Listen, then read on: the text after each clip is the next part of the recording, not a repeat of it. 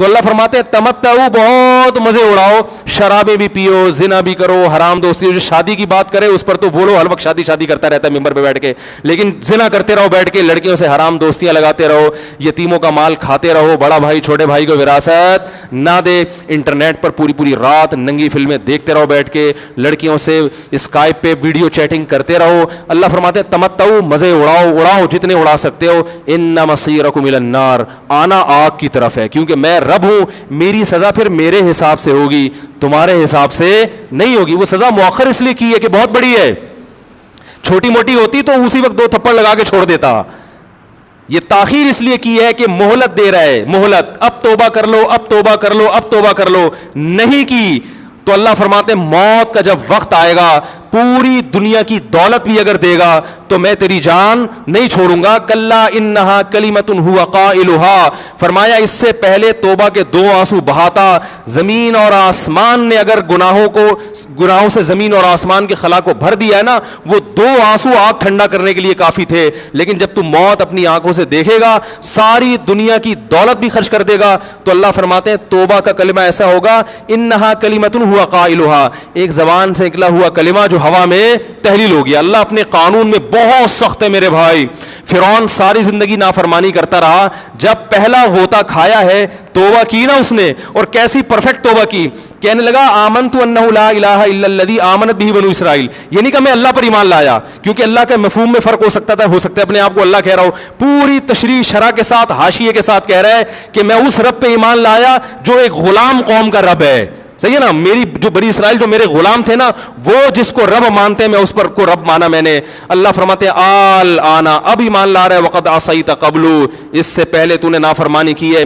ایسا عبرت کا نشان بناؤں گا، فالیوم ننجیک ببدنک لتکون لمن خلفک آیا، تو مر جائے گا تیری باڈی سلامت رہے گی، آنے والے لوگ قیامت تک تیری باڈی کو دیکھ کر عبرت حاصل کرتے رہیں گے کہ یہ ہے جس نے زمین پر ایسی حکومت کی کہ اس کی حکومت کے کھوٹے زمین پہ گڑ گئے. آج کیسا عبرت کا نشان بنا ہوا ہے، کیسا پڑا ہوا ہے، مسالے لگا لگا کے تو اس کو محفوظ رکھا جا رہا ہے. اور اللہ فرماتے ہیں یہ تو اس کی باڈی ہے جو تمہیں نظر آ رہی ہے، اس پر گزر کیا رہی ہے ہم تمہیں بتاتے ہیں. النار، آگ ہے، یعرضون علیہا غدوا وعشیا، جس آگ پر صبح اور شام اس کو جلایا جاتا ہے. وَيَوْمَ تَقُومُ السَّاعَةُ، اور جب قیامت قائم ہوگی، أَدْخِلُوا آلَ فِرْعَوْنَ أَشَدَّ الْعَذَابِ، اللہ فرمائیں گے کہ ہم حکم دیں گے فرشتوں کو کہ فرعون کو اس سے سخت عذاب میں ڈال دو.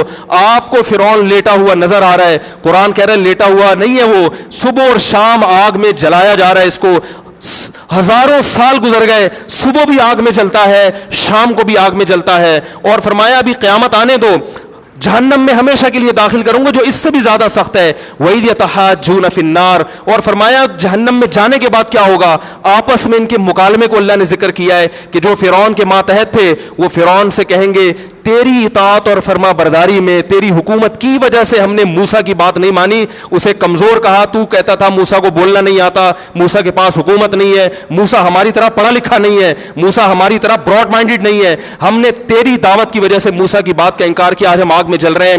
فَهَلْ أَنْتُمْ مُغْنُونَ عَنَّا نَصِيبًا مِّنَ النَّارِ، کیا ایک دن کے لیے تو ہم سے آگ کو دور کر سکتے ہو؟ تو وہ کہے گا کہ میں خود اس جہنم کی آگ میں جل رہا ہوں، میں تم سے آگ کو دور نہیں کر سکتا. اللہ فرماتے ہیں سب مل کے جہنم کے داروغ کے پاس جائیں گے. وقال الذین فی النار لخزنۃ جہنم ادعوا ربکم، کہ فرشتوں سے کہیں گے تم اللہ سے دعا کرو کہ کچھ عذاب میں تخفیف ہو جائے، کچھ مہلت مل جائے.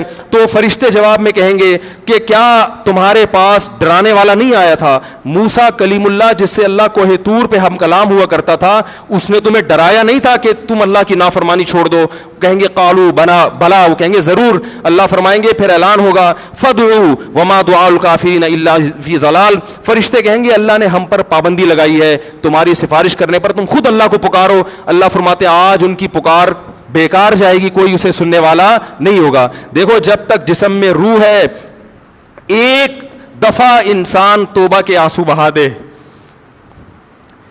ایک دفعہ اللہ سے کہہ دے کہ اے اللہ مجھ سے جو جرم ہوا، اگر کسی نے زنا کیا ہے ایک دفعہ کہہ دے اے اللہ آئندہ نہیں کروں گا. اگر کسی نے شراب پی ہے ایک دفعہ کہہ دے کہ اے اللہ آئندہ نہیں پیوں گا. اگر کسی نے اپنے والدین کو ستایا ہے ایک دفعہ کہہ دے اے اللہ آئندہ نہیں ستاؤں گا. اگر کسی نے وراثت کھائی ہے ایک دفعہ کہہ دے اللہ حق واپس کروں گا, آئندہ کسی کا حق نہیں دباؤں گا. اگر کسی نے انٹرنیٹ پر بیہودہ فحش فلمیں دیکھی ہیں ایک دفعہ کہہ دے اللہ دیکھ چکا آئندہ بولو بھائی نہیں دیکھوں گا. اللہ فرماتے ہیں اس کے کہنے میں تاخیر ہو سکتی ہے. وَمَن يَعْمَلْ سُوءًا أَوْ يَظْلِمْ نَفْسَهُ ثُمَّ يَسْتَغْفِرِ اللَّهَ یجد اللہ غفور الرحیمہ. کیسا ہی بڑا سے بڑا جرم کر لے اس کے بعد جب اللہ سے توبہ کرے گا بشرطے کہ روح جسم کے اندر موجود ہو, اللہ فرماتے ہیں یجد اللہ غفور الرحیمہ. اللہ صرف گناہ کو معاف نہیں کرے گا بلکہ یہ اللہ کو غفور اور رحیم پائے گا. غفور بھی پائے گا, پانے کا مطلب ہے محسوس کرے گا کہ اللہ نے اس کے جرم کو معاف کر دیا ہے, اور رحیم بھی پائے گا کہ مزید رحمتیں بھی کر رہا ہے. یہ اس وقت تک اللہ کی طرف سے بھائی پیکیج ہے جب تک روح جسم کے اندر موجود ہے, کیونکہ غیب کا معاملہ ہے. جب اس روح اور جسم کا رشتہ کمزور ہو گیا ایڑیاں رگڑتے رہو گے لیکن اللہ توبہ قبول کرنے کے لیے تیار نہیں ہوگا. اللہ سے دعا ہے کہ اللہ ہمیں اس وقت کے آنے سے پہلے سدھرنے کی توفیق عطا فرمائے, اور اس بے حیائی کا جو طوفان ہمارے معاشرے میں پھیلا ہوا ہے اللہ اس بے حیائی کے طوفان سے ہمیں بھی اور اپنے اہل و عیال اور اپنی اولادوں کو بھی بچنے کی توفیق عطا فرمائے. سبحانک اللہم و بحمدک نشہد ان لا الہ الا انت نستغفرک و نتوب الیک.